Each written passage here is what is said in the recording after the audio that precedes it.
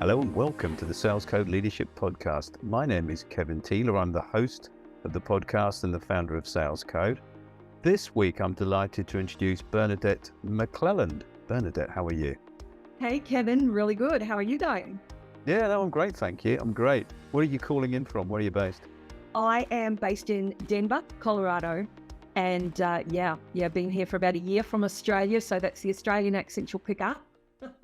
Yes, it's not the accent that when I first met you I was expecting, I must admit. But I can't remember when we first spoke. I think I probably thought that you were going to be based in Australia, and it turns out, yeah, you made this big move to America. Why did you make the move then to the States? Well, I've been coming over here for about 10 years and kind of doing work when I come over here. And I was in 2018, and my husband and I thought, I wonder what's involved with kind of moving over to the States to live. And of course, it's not easy. And the way that I managed to do it was to self-petition, basically put a proposal to the United States Immigration Services, Visa Center, Consulate, and they said, yes, come on in with a green card. My husband got his just for carrying my bags. And we decided that, we'll keep our house in Australia, but we'll sell up everything and move across. Just very, very fortunate. You don't get given a green card that easily, that simply, and not use it. No, go for it. What a great idea. I'm sure that had I had the opportunity 20 or 30 years ago, I probably would have grabbed it myself, actually. I've been out to America. I'm a big fan of America. I know it doesn't always get the best press. There's problems wherever you go, different. But I've always liked the enthusiasm, the optimism, the positive can-do attitude, which actually come on to what we're going to talk about today. It's all things you need in selling. Yeah, totally. For sure, right? Without those, you're pretty much sunk. Now, I know you talk about yourself as sales leadership and mindset speaker. These are all super topics for the podcast. You're the founder of the storytelling philosophy, dominate your market, become the number one choice based upon what your buyers value, and be the difference in an ocean of obscurity. That is a great topic. Yeah, it's a really good one. So I just want to correct you there. It's not storytelling. It's actually story selling. It's funny, isn't it? You read what your brain tells you. Exactly. Story selling. Exactly. You're right.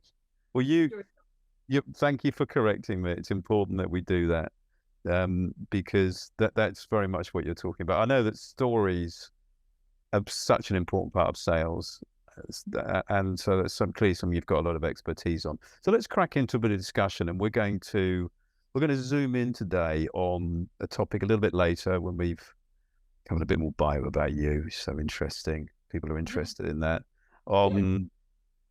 What is it that buyers want from sellers? But we'll come back to that in a second. So if you had to describe what it is you get paid to do today, how would you do that? Look, and I think this is the beauty about being, running your own race. I get paid for speaking at conferences, which I absolutely adore.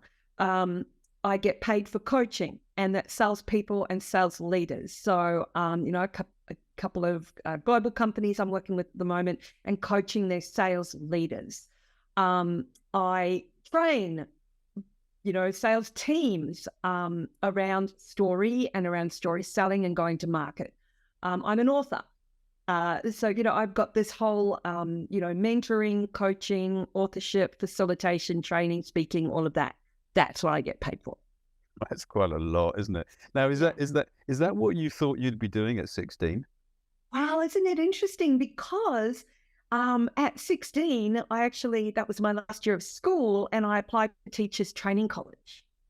And I didn't get in because I was like a year younger than their kind of entry level. And so I never pursued it. And instead, I came across from New Zealand, which is where I'm from. So you might pick up a little bit of a Kiwi accent there as well as the Australian.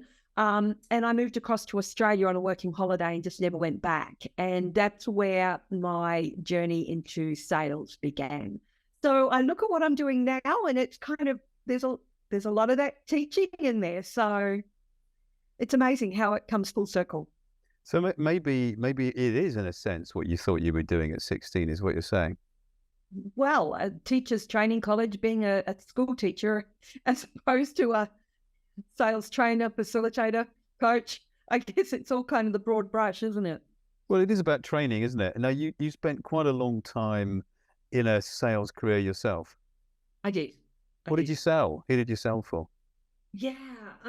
So my very first sales job was door to door selling stationery sets in the Gold Coast for multiple sclerosis. And back then I was getting roughly $7 an hour, and I thought that was awesome.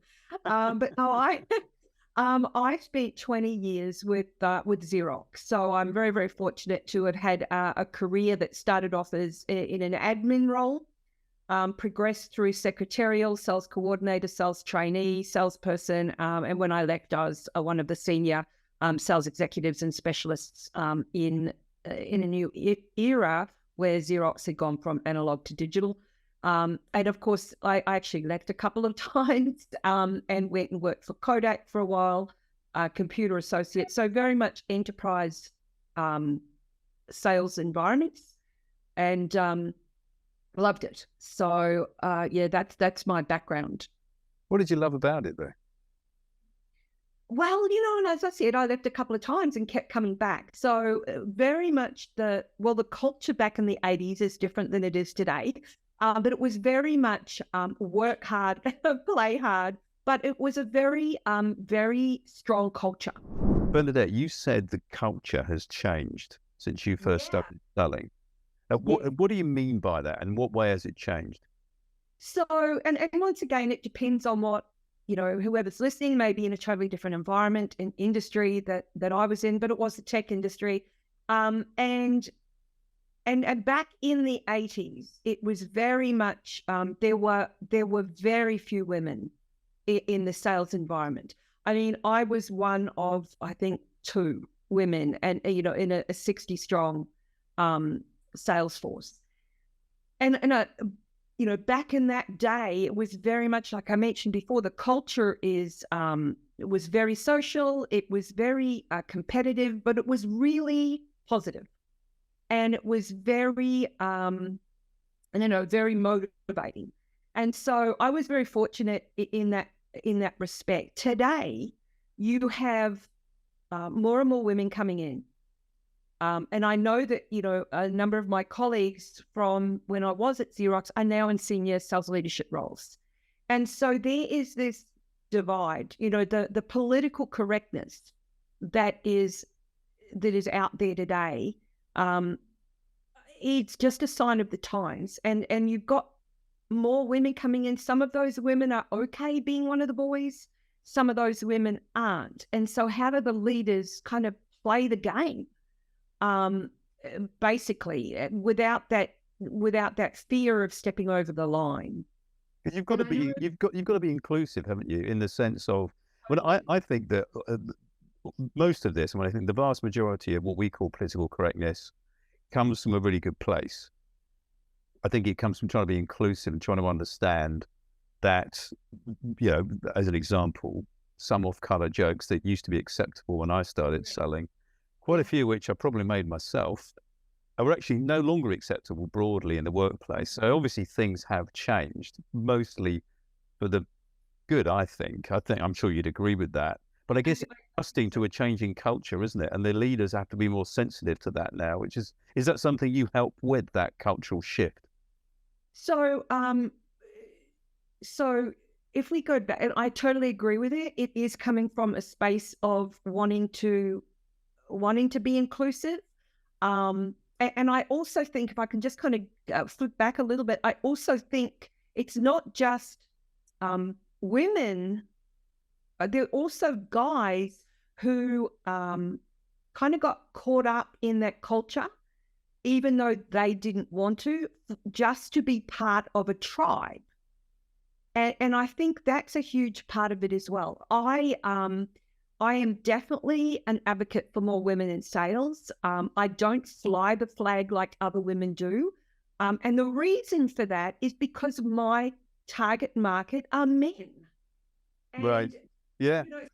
From my perspective, I don't have a soapbox. I don't, go out and do that, because the guys that I work with, my clients who are men, are already that inclusive kind of person. Like their values are respectful of women anyway. Mm-hmm.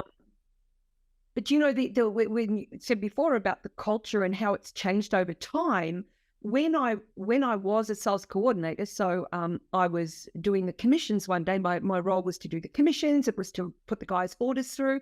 And there was one particular guy, and I was doing his paperwork, and he wasn't a high performer. And Dave, his name was. And I looked at his commissions, and I looked at the amount of money this guy was making. And I thought, if he can do that, then so can I. Right. Good for you. And so they had at that point in time an opportunity for trainee salespeople to come in. So there was kind of like a spotter's fee for the sales guys that if you knew a buddy that, you know, could come in and whatever. So I put my hand up and I went for 3 interviews in that month, 3 different times. And each time they knocked me back. They knocked me back because they said, this is quote, they said, Bernadette, you're too nice. We don't think you have what it takes to go into sales. You're not aggressive enough. Wow. Now that was back in the 80s. And, you know, I said to one of the guys, I said, Stefan, what have I got to do? And he said, well, I like this, Bernadette. Drink a little more, like swear a little more. And I am no prude. No. So I marched myself down to the managing director's office, and in no uncertain terms, I told him what I thought, and he pushed his chair back, put his hands up and said, you've got the job. Wow. So that was my foray into the sales world at Xerox. And of course, that was however many years ago now, quite a few years ago now. And so anyway, so that's, there's a difference there just in the fact of the sales process and the expectations back then were to go get the deal. It was all about the deal and, you know, crunch them if you can and be aggressive and it, you know, so that whole buyer journey now is completely different. Well, absolutely. We've seen that, haven't we? I think the biggest change really in professional selling has been the change in buying since the arrival of the internet around 2000. Yeah. Now buyers are so much better informed. They're able to get most of the information that we had when we were first started selling. We held a lot of the cards because we had the information to hand. They didn't. They can get there off the internet. We have to make that available to them now. So they're choosing to engage with the seller at a much more advanced stage, aren't they, in the buying cycle? Is that what you're seeing as well? I mean, what does your research show? Tell me. I mean, yes, definitely, because there is access to that information. And I mean, we all do it. We go and do our own research. But I still think, and, you know, coming over to America here, I was never a big networker back in Australia. You know, my business was referral. It was, you know, re-engaging existing clients. It's through speaking. But over here, I've had to start from scratch. And so I'm into networking. And like I said, it's not something I've ever done. I'm thoroughly enjoying it. And I think from that perspective, you know, you can have incoming leads coming in through, you know, a portal or whatever, and that's a totally different sell. But there still comes a point where you have to engage with somebody who perhaps has not done any research yet, because it could be a LinkedIn connection, it could be picking up the phone, it could be a networking event. And so from that perspective, they are none the wiser. So you still have to be able to have a conversation that brings value. And I know that that's a cliche as well. But how you do that is, in my perspective, the real buyer's journey is not just selling to them, not just serving them, but having a conversation strategically that shifts their thinking. And so that's what my new book is all about, Shift and Disrupt, to stop selling widgets, start selling wisdom. And it's based on that whole premise of how does a salesperson not just shift and disrupt their own thinking about the entire sales conversation, but how do they shift and disrupt their buyer's thinking? And that's where the story selling comes in, because it's not just about telling your typical company story, success story, personal story, whatever. It's looking at 3 totally different types of stories outside of that. Are you willing to share those with us? Those 3 types? I'm happy to share them with you. You're happy to share a few tips that we'll talk at the end about where they can get the book from, of course, but all good booksellers, I'm sure. But what are the 3 things? Well, if you think about, a sales leader has a sales team, and the sales leader's responsibility is to drive revenue for the business through the sales team. And so they want their guys. So if you picture a Venn diagram, and they want their guys to be able to have the right level of connection, not just the user level, the operational level, but the C level. Like, what is that right level? Once they do have that, or once they've got the ability to do that, or in parallel with that, they want their guys to be able to have deeper conversations.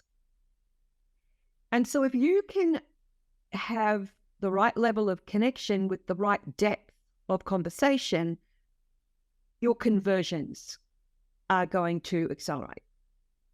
So that's the Venn diagram: connection, conversation, and conversion. Now, there's no rocket science in that.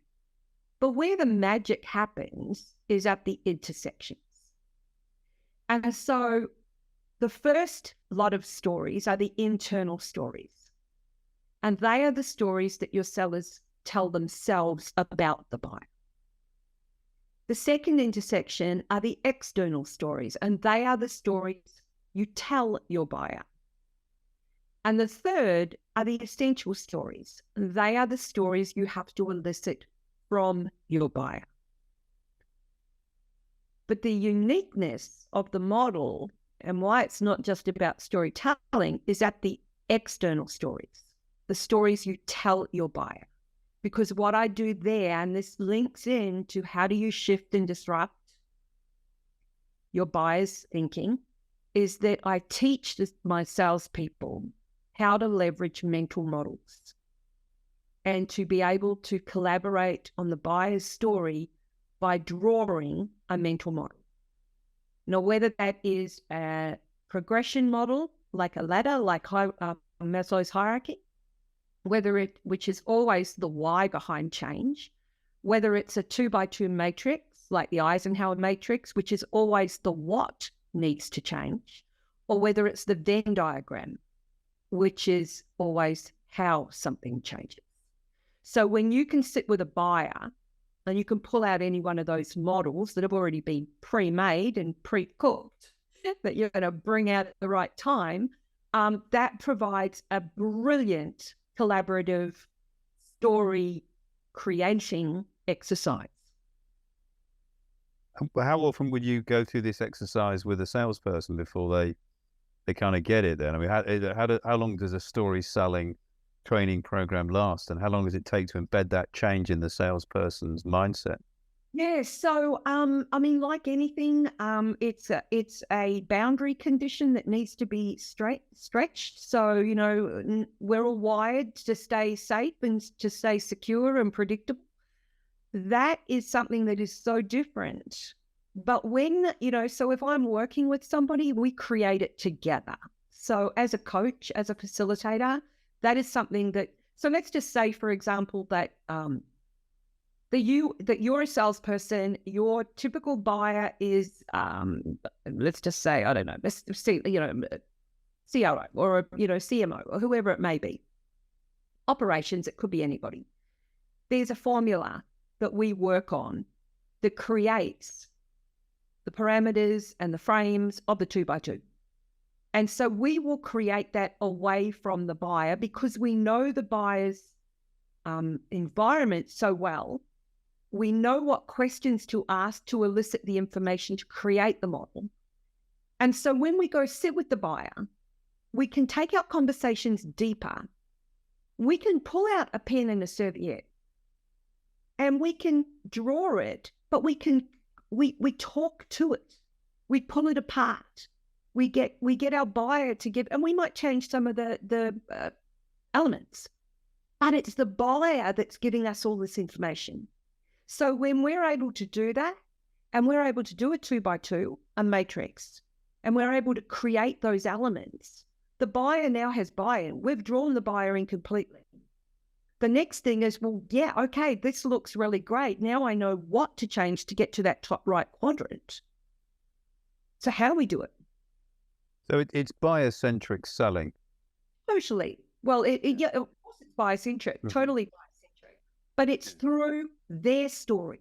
Yes. Done visually. And if you consider for a moment that all of us as human beings, 83% of our processing is vision. And yet when we're in a sales conversation, it's all auditory. Yep. Or telling. So I want to bring something completely different. Yes, in answer to your question, it's going to push some boundaries. But that's what's needed today. We can't keep going over the same old, and just hoping that something's going to be different. Now, do you think that, or what's your experience of delivering this and expecting salespeople to deliver it in the medium we're currently using? In what medium? Zoom, for instance, Yeah. as opposed to being face to face with a client. How much difference does that make? You've a lot of experience of both now, I guess. Yeah, totally. So, from my perspective on a Zoom, I'll just pull my whiteboard behind me or my flip chart. So I'm getting that visual happening that way. I haven't actually hooked up the tech where I can go with my switcher, where I can actually draw and it goes on the screen. But face-to-face is coming back even more. And, without it, over here, without a doubt. Good. Are you? I mean, I say good. Are you pleased about that personally? I love face-to-face. Like, I mean, people do enjoy that human interaction. So that's where I'm coming from. Whether it's, easy to adopt or not, it is it's kind of like what I call my sales Swiss Army knife. It's bringing in neurolinguistics. It's bringing in the coach approach. It's bringing in story. It's bringing in mental models. It's bringing in psychology. And it's time, we've got 73% of buyers are saying, salespeople are not bringing value to the table. How can we do that? And the thing is, salespeople keep hearing the same thing. Got to sell insights, guys. It's insight selling. But what does that mean? What do I physically do? Yes. I mean, the Challenger Sale identified this 10 years ago, didn't it? When it said, teach, tailor, and take control. But as you say, that's what buyers want. Actually delivering it is something else. I can see that as being a challenge. So your book addresses that. It's a playbook on how to. It's a playbook with 9-story milestones, 9-story modes, because each one of those circles has 3 distinct stories. So the internal stories captures identity, authority, and money. With all my coaching, I was Anthony Robbins coach for Asia Pacific for 3 years. I'm currently coaching Harvard MBA students in their sales curriculum. Apart from all the corporate stuff that I've done, they are the 3 key areas from an internal story perspective that salespeople fall down in. The external stories is how do we guide our buyer through change, which is the why they need to do something in the first place. It is creating intensity, which is building the right kind of tension, and it's articulating outcomes, which is integrating the conversation into a model that makes it super simple. And then the 3 essential stories are based on my coach approach, which is how do we expand the conversation, all about expansion, and how do we build flexibility in so we can talk to a C-level and talk to a user and be able to shift the flexibility in those conversations. How do we identify criteria, which is not just logical buying criteria, but emotional? And how do we land the business? By looking at decision making that is far surpasses any kind of, so what's the decision making process or who's responsible for the decision conversation. So they're the 9 stories that are in the model, the story selling model. Now you can see why it's not just, storytelling. Completely, Bernadette. Now, it strikes me, and I think you'd probably agree with this, that now perhaps more than ever before, having a healthy mindset as a salesperson is really important. Yes. You seem to exhibit that. I mean, are you always this super positive person that presents in this conversation, or? Maybe I should bring my husband in at this part of the conversation.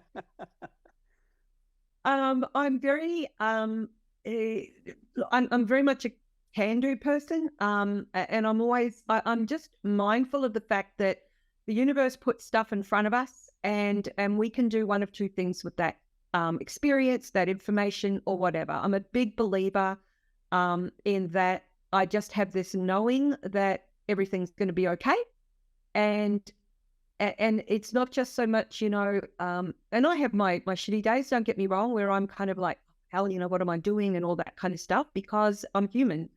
But it's always a case of there's something that can be done to move us forward. And I think, even if it's just a tiny little step, and it's all about creating that momentum and just having faith that the universe is going to provide, and just so long as we do the work. And I think that's the crucial part, is doing the work and just believing that everything happens, such a cliche, for a reason. That's one of Tony Robbins' 7 lies, I think, of success. I think he called it 7 lies of success. I haven't heard that. I have. I think so. No, he wrote this down. I agree with it. I'm sure it was Tony Robbins that said, look, it may not be true that everything happens for a reason, but it's certainly helpful to believe that it does. Oh, I agree with that. I haven't heard it, but I definitely agree with that.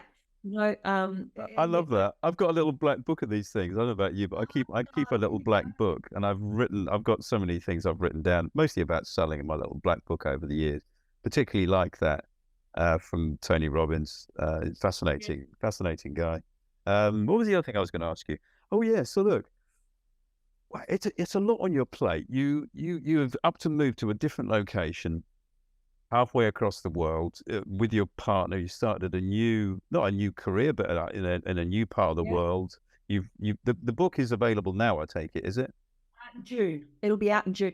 Currently going through the whole editing process at the moment. Okay. Oh, this is advance notice. That's great. So you've done all these fantastic things. You probably, I'm sure you sound like you've got 3 or 4 jobs on the go. So you obviously work extremely hard. What do you do to unwind at the end of the day? I got to say, my husband, for him to unwind at the end of the day, he loves cooking dinner. And so I will work right the way up until, naturally he walks in the door. And then he'll kind of start getting dinner ready, and I'll sit at the bar there, and it's not the bar as in the drinking bar. I don't drink during the week, but I'll sit at the breakfast bar. And we'll just catch up on the day. We'll go for a walk. We're quite boring people, really. You don't sound boring to me at all. I think I'm very, very impressed by what you've done. I think it's quite remarkable, really, frankly.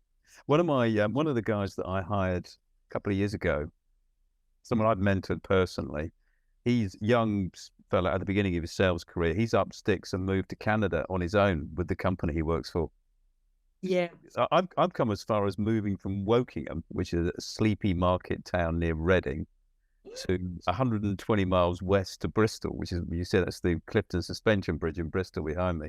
But I've not done anything remotely as brave as what you've done, Bernadette. I think it's absolutely remarkable. We've only got time for one last question. Yeah, go for it. This is the famous Sales Code Leadership Podcast question. What's the one thing you wish you knew at the beginning of your career that you picked up along the way? You know what? I think it's just to back myself. And I reflect on, all the years that I have been selling, and I have to remind myself of that here as well. You're right. Starting off somewhere new, the cash flow isn't where, luckily I'm still getting business through from Australia, but the cash flow is kind of dripping through in a new place, and that's to be expected. And one thing I am continually reminding myself of is the journey. And that is, don't stop reflecting on the successes that you've had along the way, because it is, and once again, another cliche, it's not that end destination. It is the journey along the way. And, I walked the Camino in 2019 by myself without a map or a guide or a laptop. And that is, someone asked me a question, what was most significant, the journey or getting to the cathedral in San Diego? And I said, wow, I got to the cathedral and I just clapped and carried on and went and got a drink.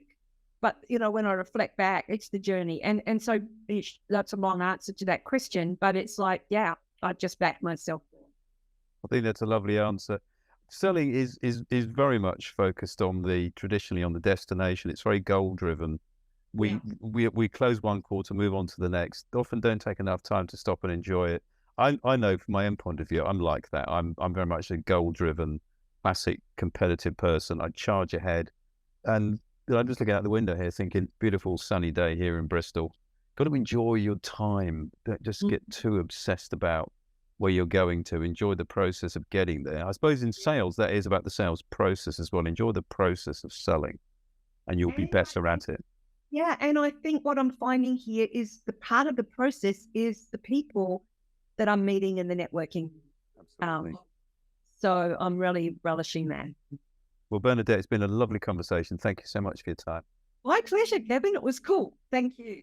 And thank you to the listener. Please do, give us a review. That is always a good thing. Helps to boost the ratings. And one more point from Bernadette coming in, I can see. Yeah, I'm just saying, if somebody does want to register for the waitlist for the book, they're more than happy to go to shiftanddisrupt.com. Oh, thank you. Perfect. Very good interjection. We'll put that on the release notes for the podcast as well. But thank you for that. It's been a real pleasure. We'll speak again someday soon, I'm sure.